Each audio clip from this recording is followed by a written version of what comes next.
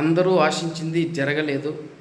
దివ్య Nikhita eliminate అవుతుంది అని అందరూ ఆశించడం జరిగింది.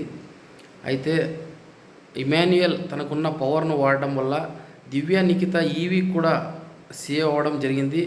నాకు తెలుసు ఇది చాలామంది బిగ్ బాస్ అభిమానులకు ఒక బ్యాడ్ న్యూస్ అని.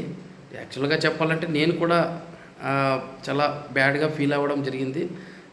దివ్య ఎలిమినేట్ అయితే బాగుంటుంది అనుకున్నా. ఎందుకంటే ఆమె వచ్చినప్పటి నుంచి కూడా స్టార్టింగ్లో కొద్దిగా బాగా మాట్లాడేది, గేమ్స్ కూడా చాలా బాగా ఆడేది. ఎప్పుడైతే బర్నీతో ఆమె కనెక్ట్ అవ్వడం, అదేవిధంగా బర్నీని డామినేట్ చేసేలాగా మాట్లాడడం, తనుజత కావాలనే గొడవకు దిగడంతో చాలామంది బిగ్ బాస్ అభిమానులకు ఆమె బిహేవియర్ అనేది నచ్చలేదు. సో ఆమె ఎప్పుడో ఎలిమినేట్ అవుతుందని వెయిట్ చేయడం జరిగింది. ఆమె కంటే వీక్ ఉన్న కంటెస్టెంట్స్ ఇంతకుముందు ఉండడం వల్ల ఈమె ఎలిమినేషన్ నుండి బయటపడుతూ వచ్చింది. అయితే ఈ వీక్ కంపల్సరీగా ఎలిమినేట్ అవుతుందని కూడా అనుకోవడం జరిగింది.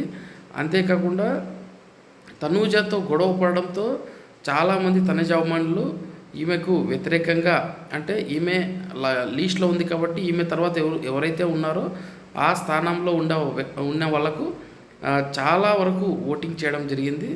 దివ్య నిఖిత కంపల్సరీ ఎలిమినేట్ అవ్వాలని. అయితే ఎలిమినేషన్ రౌండ్లో చివరగా ఉన్నప్పుడు ఇమాన్యుయల్ని ఇది సేవ్ చేసే అవకాశం ఉంది కదా, నీ దగ్గర యూజ్ చేసుకుంటామని నాగార్జున అనడంతో, ఇమాన్యుయల్ యూజ్ చేయడంతో దివ్య నిఖిత బయటపడింది.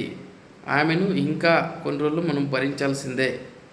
ఆమె గేమ్ని, ఆమె అరపుల్ని చూడాల్సిందే. బిగ్ బాస్కు కావాల్సింది ఓట్లు కాదు, ప్రజల ఓట్లు కాదు, టీఆర్పీ ద్వారా వచ్చే వాళ్ళకు బెనిఫిట్స్ వాళ్ళకి కావాలి.